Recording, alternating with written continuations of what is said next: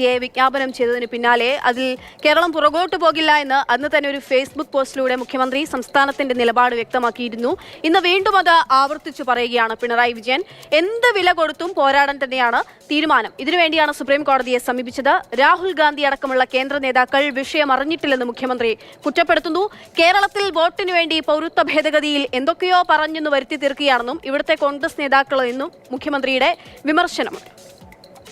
ജനങ്ങളെ മതപരമായി വിഭജിക്കുന്ന തെറ്റായ നിയമത്തിനെതിരെ ഏറ്റവും ശക്തമായ നിലപാടെടുക്കുന്നതും പ്രക്ഷോഭം നടത്തുന്നതും ഇടതുപക്ഷവും കേരളത്തിലെ LDF സർക്കാരുമാണ്.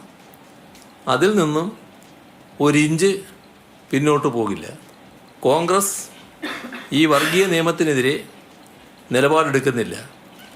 കാപട്യപൂർണമായ ഒളിച്ചുകളിയാണ് നടത്തുന്നത്.